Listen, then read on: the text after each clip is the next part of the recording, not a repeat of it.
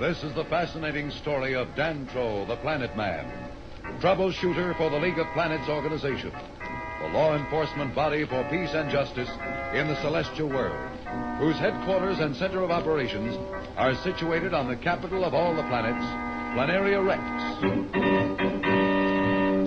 From Mercury to Pluto, wherever danger threatens the universe, you will find Dantro, the Planet Man, fighting for fair play.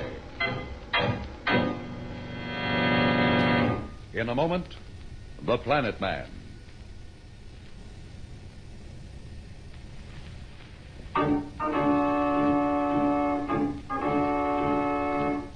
At this moment, Dantro, the Planet Man, and the crew of the Earth's first space expedition, whom Dantro saved from certain death, are swiftly speeding toward Planaria Rex.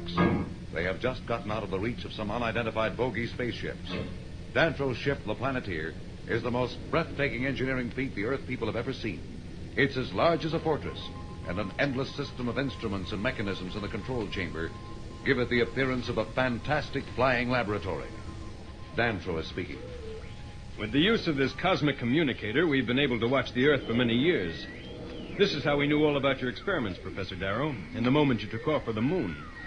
Here, I'll tune it in on your launching site, and you can see and hear what they're saying about your expedition. Look, Professor, it's Charlie and Dr. Sterling. I can't believe they didn't make it. Professor Darrow seems so sure. The scaffolding fire just before launching must have caused some trouble we never figured out. It's bad enough losing the three of them. But it looks like those two kids must have gone along with them. They were here one minute and gone the next. One of the workmen saw them near the rocket platform before the fire broke out. I'm afraid I'll have to cut off the communicator now. You see, I must keep it clear for incoming messages.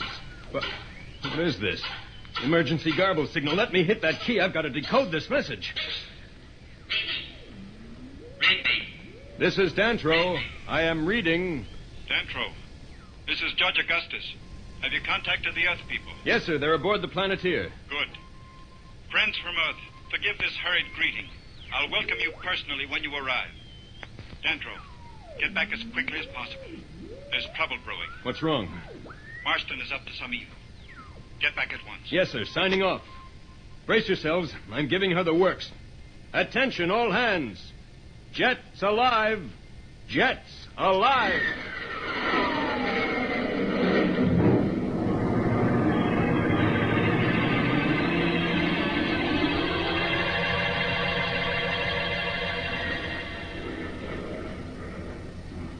Dantro, how fast are we going? About 5,000 miles per second. Incredible. Say, who is this fella Marston? He sure gets lots of fast action. I guess I'd better explain a few things. You see, the League of Planets is made up of all the inhabited parts of the solar system. Mercury, Venus, Mars, and some of the moons of Saturn and Jupiter. Dantro, there's a red light blinking on the sport panel. What does it mean? What? Oh, thanks, Billy. I must switch on my auxiliary cooling coils. Without that, the skin of the ship would melt at this speed. A few more turns on this ship and you'll be able to pilot her, Billy. Oh, boy, I'd sure like that. Well, anyhow, the member planets of the League have been living in peace for many centuries until recently, when a new leader has taken over on Mars.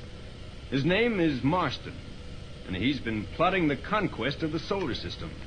So far, the League has kept him in check.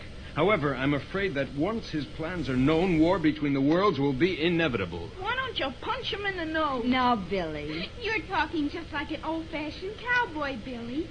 What you mean is, why don't you paralyze him a little? Jane, please. It's all right, Pat. You see, we of the League of Planets are not permitted to resort to violence except in self-defense. Let's not worry about Marston now. That's not your problem. Well, we'll soon be at Planaria Rex.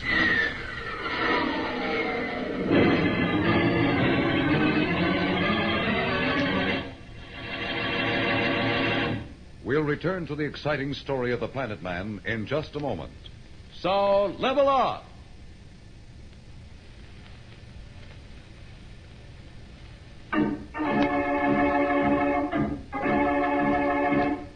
Dantro, the Planet Man, under urgent orders from Judge Augustus, is flying the Earth people to Planaria Rex at record speed.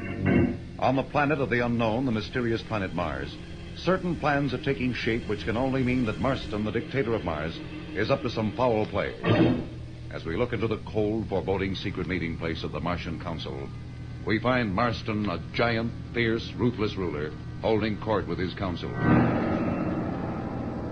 Behind Marston, you can hear a small, ugly, and weird creature, his Martian flying cobra, FEMA. It's Marston's only means of protection. Since this creature has the powers to warn Marston of any impending danger, Marston trusts no one. Hence, FEMA is constantly with him. Listen. Can I count on no one? Must I conquer the whole solar system alone? I must have speed. We must strike before the other planets suspect our plan. Before they know it, Marston will rule the solar system. When do we invade the Earth? As soon as our ships return with the crew of Earth's first rocket ship. They should have reached there by now. Once they are our prisoners, we can move. From their eminent Professor Darrow, we will learn much to help us conquer the Earth. Then with the Earth's resources and her people as our slaves, we can defy the League of Planets. Marston, we have just received word from our ships. They have found the Earth ship. Good. But the crew is gone. Dantro must have reached them first, and it's believed they are on their way to Planaria Rex. What?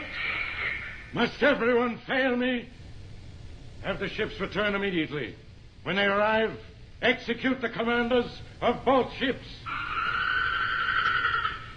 FEMA, you are the only one who understands and protects me. And as for the rest of you, my trusted council, you will learn that when Marston wants something done, it will be done. How can we keep them from reaching Planaria Rex? Tara, my most eminent and brilliant scientist, what would you suggest? And I warn you, think well on this answer. Marston, we must not betray ourselves in open violence. Our astronomers have discovered a flight of asteroids in the vicinity of Planaria Rex. By using our new gravitational repellers, we can direct these asteroids into the path of Dantro's ship. Won't they be able to avoid them?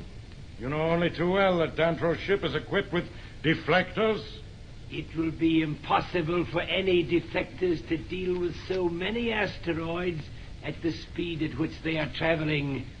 They cannot change the course of their flight, and they are certain to crash.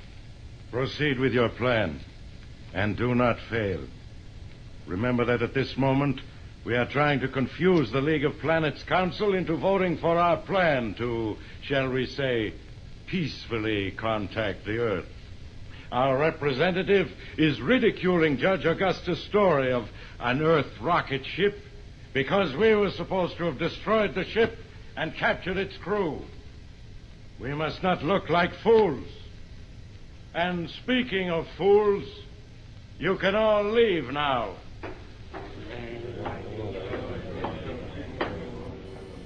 Dantro, you have beaten me again. I thought I might one day have the pleasure of running this radium dagger through you. But the asteroids will have to do the job for me.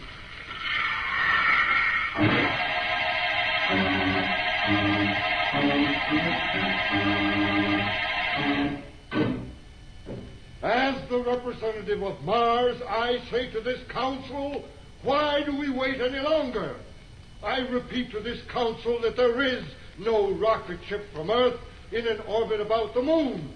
There are no Earth people. I insist that we vote on the Mars resolution to permit the planet Mars to make peaceful contact with the Earth. We have agreed on the vote. Members of the council, I request you wait. I personally contacted Dantro, and I know he is on his way to Planaria Rex with the Earth people. We've had too many words about Dantro. Why isn't he here with proof? If we delay this vote any longer, we will be defaulting on our agreement to vote, and this council will be causing great grievance to my planet Mars. I demand a vote now. I implore the council to wait. Dantro, please hurry.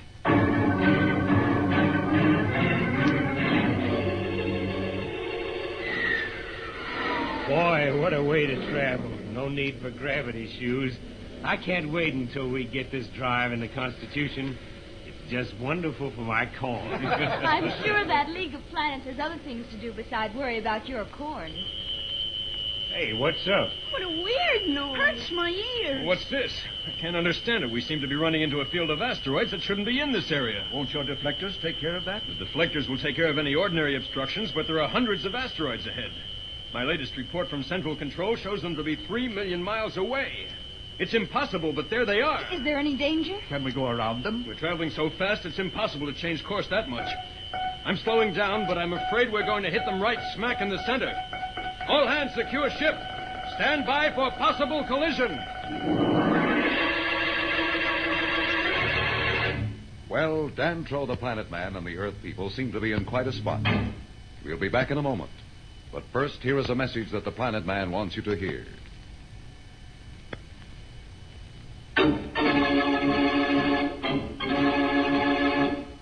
Tune in again for more transcribed thrills and adventures.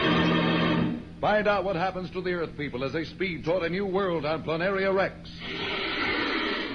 Rocket millions of light years into space with Dantro the Planet Man.